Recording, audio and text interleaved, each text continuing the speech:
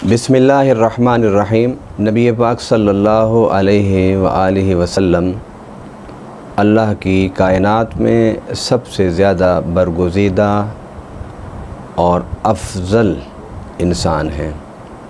न सिर्फ़ इंसानों में आप अफ़ज़ल हैं बल्कि ज़ुमरे अंबिया और रुsul में भी अल्लाह ताला ने आपको सबसे सरबुलंद फरमाया। इसमें कोई शक नहीं कि नबी पाक सल्लल्लाहु अलैहि वसल्लम बादस खुदा बुज़ुर्ग तोई किस्सा मुख्तसर की मिस्दाक हैं। नबी पाक सल्लल्लाहु अलैहि वसल्लम मखलूक में सबसे बुलंद व बाला हैं। मेरे आका सल्लल्लाहु अलैहि वसल्लम की फ़जीलत, बरतरी और शर्फ़ ये किसी से छुपा हुआ नहीं। ये एक ऐसा मौजू है कि जिसमें आलम इस्लाम में किसी का कोई इख्तिलाफ़ नहीं है।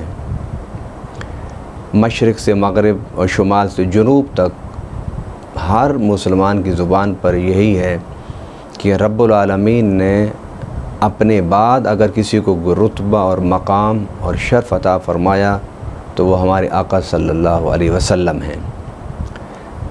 और बिल्कुल इसी तरह इसमें भी कोई शक नहीं कि नबी पाक सल्लल्लाहु अलैहि वसल्लम की जो आल है और आपकी अहले बैत हैं उनका रुतबा भी अल्लाह ताला ने ऐसा बुलंद किया कि चार दांग आलम में हर मुसलमान और गैर मुस्लिम तक नबी पाक सल्लल्लाहु अलैहि वसल्लम की अहले बैत की फ़जीलत, अज़मत और शान और उनकी शहादतों और क़ुरबानियों के सामने सर तस्लीम खम किए हुए हैं। नबी पाक सल्लल्लाहु अलैहि वसल्लम ने अपनी अहले बैत में मौला अली रज़ियल्लाहु ताला अन्हु अलैहिस्सलाम, सैयदा कायनात खातून जन्नत रज़ियल्लाहु ताला अन्हा अलैहिस्सलाम और हसनैन करीमैन को शामिल फ़रमाया। अहले बैत में नबी पाक सल्लल्लाहु अलैहि वसल्लम की बेटी सैयदा कायनात हज़रत फ़ातिमा ज़हरा सलामुल्लाहि अलैहा सबसे नुमायाँ हैं, जिनके बारे में मेरे आका सल्लल्लाहु अलैहि वसल्लम ने फ़रमाया अल-फ़ातिमा तो बिज़अतुम मिन्नी, कि मेरी फ़ातिमा मेरी बेटी मेरा लख्त जिगर है।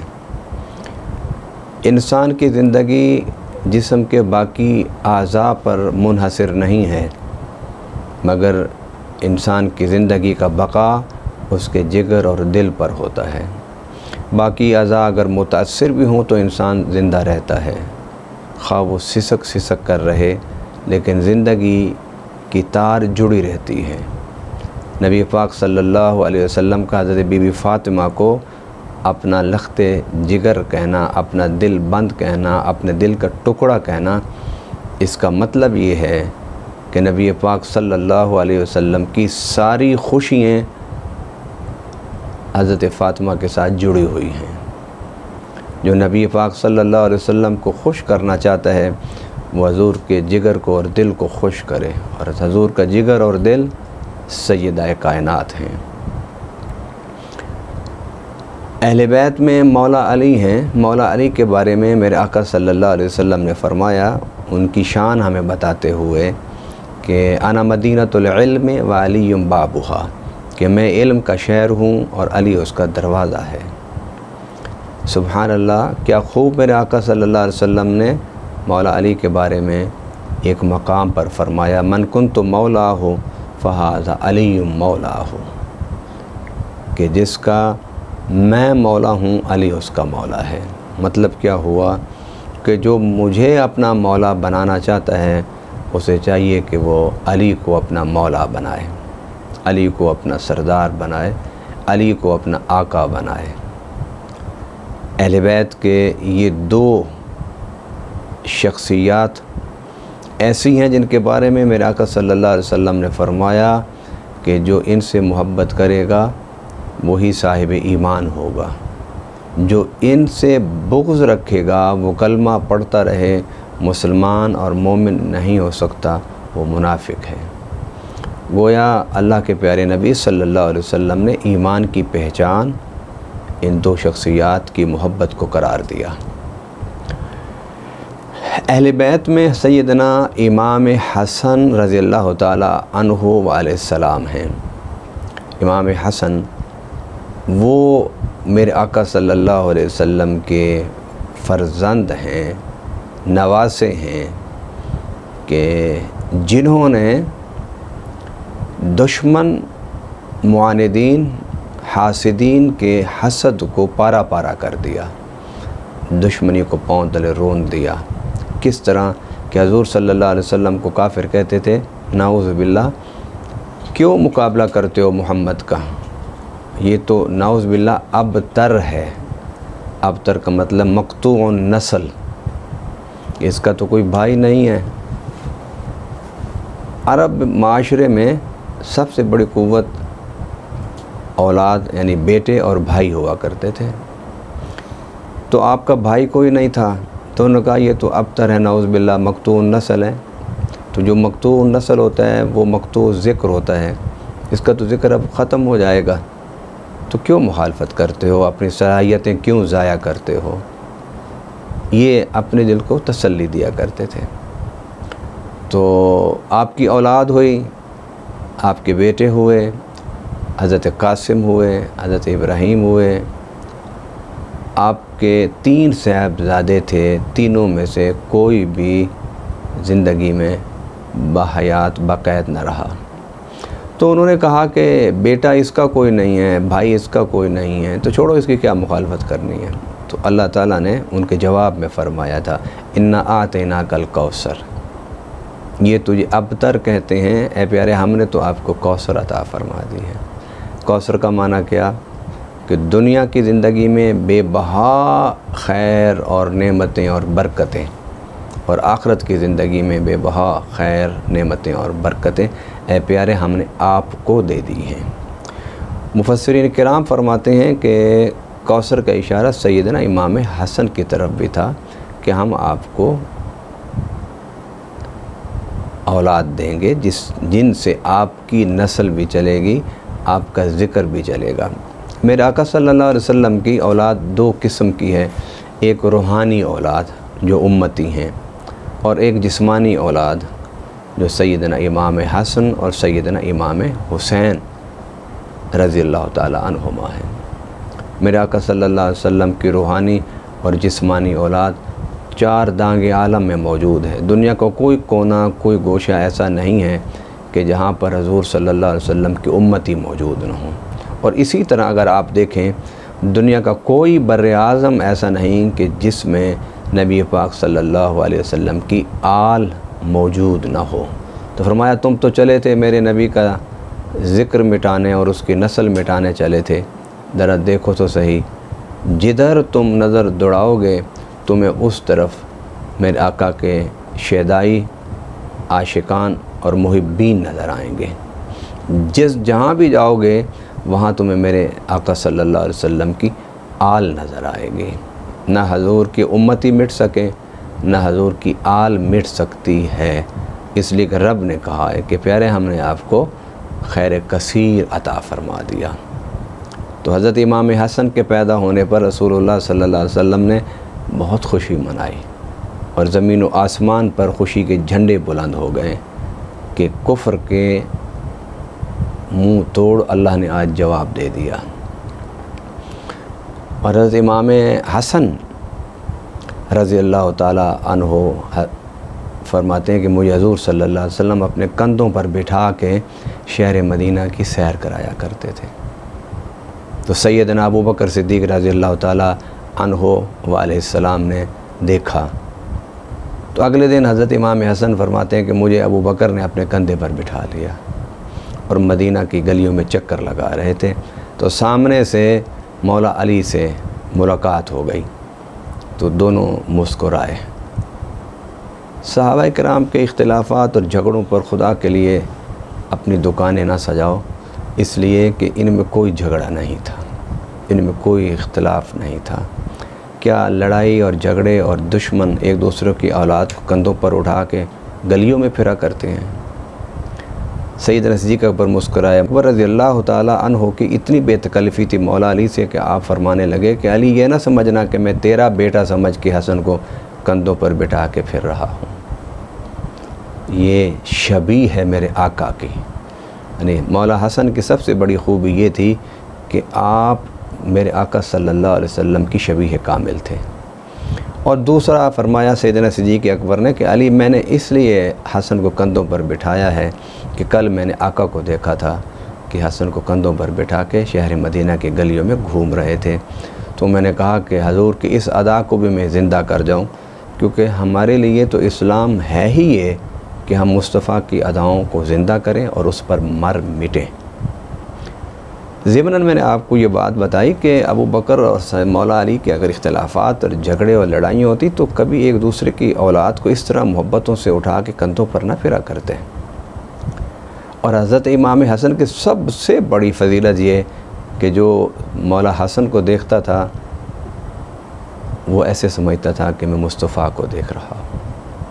और हजूर सल्लल्लाहु अलैहि वसल्लम जब दुनिया से तशरीफ़ ले गए, लोग उदास हो जाते थे हजूर सल्लम के दीदार के लिए, तो फिर अली मुर्तज़ा के दरवाज़े पर इंतज़ार में बैठ जाते थे कि हसन आएंगे, देखेंगे उन्हें और मुस्तफ़ा के दीदार की प्यास बुझाएंगे।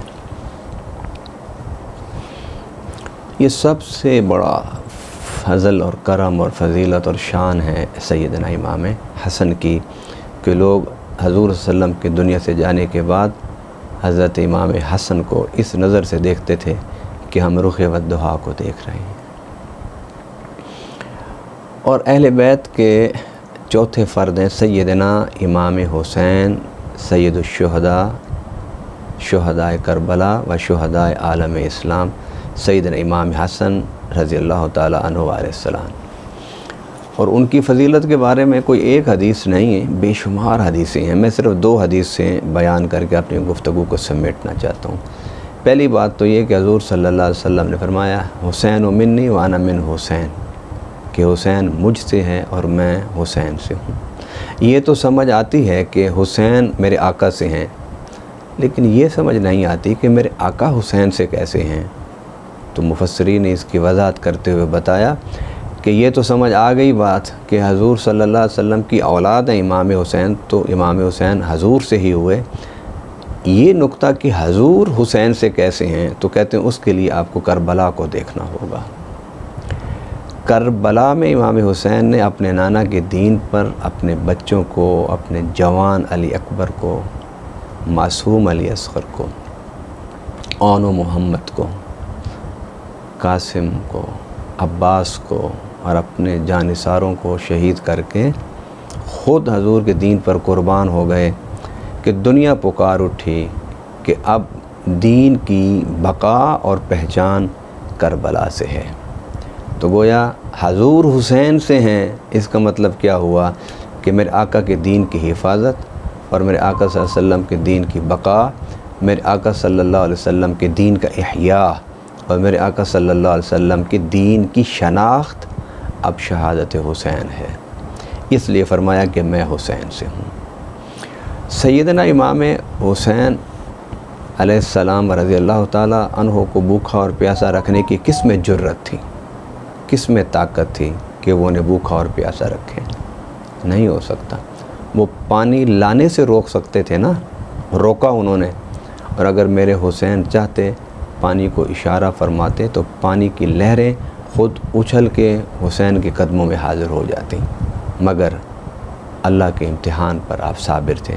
हम तो 2 दिन 4 दिन भी अल्लाह का ज़िक्र करें तो उकता जाते हैं। पाँव में चींटी भी अगर काट जाए हमें दीन के कामों के हवाले से तो हम घबरा जाते हैं कि ये क्या हो गया हमारे साथ। हमने तो सोचा था कि नमाज़ पढ़ना शुरू की है, दीन की तरफ आए, दुरूद पढ़ रहे हैं, तस्बीह पढ़ रहे हैं, हमारी तो तकलीफ़ें दूर होनी चाहिए थी, ये तो हमारी तकलीफ़ें बढ़ गई हमारी। ये शैतान का धोखा होता है। हजूर सल्लल्लाहु अलैहि वसल्लम ने ऐलान नबूवत से पहले कोई तकलीफ़ नहीं थी, लेकिन जब अल्लाह के दीन का काम शुरू हुआ तो कौन सी तकलीफ़ है जो मेरे आका को नहीं दी गई। अबू बकर की वालदा रज़ी अल्लाह अन्हा की वालदा कहती थी कि अबू बकर छोड़ दो मोहम्मद को, जब से इनके पीछे चले हो ना इज़्ज़त रही, ना माल रहा, ना तिजारत रही। इससे पहले सब कुछ था। लोग बड़ी बड़ी पंचायतों में तुम्हें बिठा के फ़ैसले कराया करते थे। हज़रत सिद्दीक़ अकबर रज़ी अल्लाह ताला अन्हु ने अपनी वालदा से कहा, अम्मा, मुस्तफ़ा की इताअत और बंदगी से दुनिया के कुछ तकलीफ़ें ज़रूर हैं, मगर इन कुछ तकलीफ़ों के बदले में अल्लाह मेरी कब्र और आखिरत की सारी तकलीफ़ें दूर फरमाएगा। हम लोग दुनियादार हैं, दुनिया परस्त हैं, दुनिया के पीछे भागने वाले हैं, दुनिया की लज्जतों पर मर मिटने वाले हैं। हमें नहीं समझ आ सकती इन चीज़ों की। हाँ, समझ उस दिन आएगी जिस दिन हमने करबला को समझ लिया, जिस दिन हमने हज़रत अली असगर की मासूम शहादत को समझ लिया, जिस दिन हमने अली अकबर की जवान शहादत को समझ लिया, जिस दिन हमने गाज़ी अब्बास के कटे हुए बाजुओं के फ़लसफ़े को समझ लिया, उस दिन हमें समझ आएगी। हम लोग तो चोरी खाने वाले मजनू हैं, दीन के खून देने वाले नहीं हैं। और जिनका हम ज़िक्र कर रहे हैं उन्होंने अपना सब कुछ हजूर सल्लल्लाहु अलैहि वसल्लम के दीन पर कुर्बान कर दिया। ये तो हज़रत बीबी फ़ातिमा, मौला अली, इमाम हसन हुसैन का ज़िक्र है। और इस मौके पर मैं अगर सैयदा खतीजतुल कुबरा का ज़िक्र ना करूं तो अहले बैत का ज़िक्र मुकम्मल नहीं होता। जब आपने कलमा पढ़ा, हजूर सल्लल्लाहु अलैहि वसल्लम ने बताया कि मैं नबी होने का ऐलान कर रहा हूं, तो सैयदा खतीजतुल कुबरा सलामुल्लाहि अलैहा व रज़ियल्लाहु ताला अन्हा ने अपना सारा माल हजूर के कदमों में ला के रख दिया। अर्ज़ करने के हजूर, पहले मैं आपकी बीवी थी, अब आपकी मैं उम्मती हूँ, आपकी ग़ुलाम हूँ, आपकी खादमा हूँ। मेरा जो कुछ है पहले भी आपका था, अब भी आपका है। ये सब कुछ आप पर और आपके दीन पर, आपके नज़रिए पर मैं कुर्बान करना चाहती हूँ। फिर वो भी वक्त आया कि जो मक्का के सबसे अमीर ख़ातून थी, उनके घरों में फाके शुरू हो गए। वो फाके क्यों? कि वो ग़ुलामों की आज़ादी पर पैसा खर्च हो रहा है, बीमारों पर ख़र्च हो रहा है, भूखों पर ख़र्च हो रहा है, दुखी इंसानियत पर ख़र्च हो रहा है। सारा माल अल्लाह के नाम पर लुटा दिया। और सैयदा खतीजतुल कुबरा वो ख़ातून हैं कि जिनको हजूर सल्लल्लाहु अलैहि वसल्लम ने फ़रमाया कि ये मुहसनाए इस्लाम हैं, इनके एहसान हैं मुझ पर और इस्लाम पर। मुझ पर और इस्लाम पर खतीजतुल कुबरा के एहसान हैं। ये तो उन्होंने माल कुर्बान किया, वक्त कुर्बान किया, अपनी सेहत कुर्बान की। और दूसरा फिर आप देखते नहीं कि हुसैन किसके नवासे थे? खतीजतुल कुबरा के नवासे थे। नानी ने अपना सब कुछ मक्का में कुर्बान कर दिया हजूर पर, और नवासे ने अपना सब कुछ करबला में लुटा दिया। और दीन से मोहब्बत करने वाले बनो, दीन के लिए दुख उठाने वाले बनो, दीन के लिए तकलीफ़ें उठाने वाले बनो। पेट भर के अल्लाह का ज़िक्र करने में सबको लज्जत आती है, भूखा पेट रह के भी अल्लाह का ज़िक्र करने की आदत डालो। नरम गुदाज बिस्तरों पर बैठ के तस्बीह पढ़ना बड़ा आसान है, मगर तसव्वुर करो करबला पर इमाम हुसैन ने किस तरह सजदा किया होगा। आज दीन क्यों सुगड़ता जा रहा है? उसकी वजह यह है कि हम तायुश, ऐश उशरत के आदी हो चुके हैं। हम चाहते हैं कि हमारी दुनियावी सारी लज्जतें पूरी होती रहें, तो हम दीनदार बनने के लिए तैयार हैं। यार, दीन एक नज़रिया है, नज़रिया कुर्बानी मांगता है। जिस तरह सैयदना इमाम हुसैन से दीन ने कुर्बानी मांगी, आपने अपना सब कुछ कुर्बान कर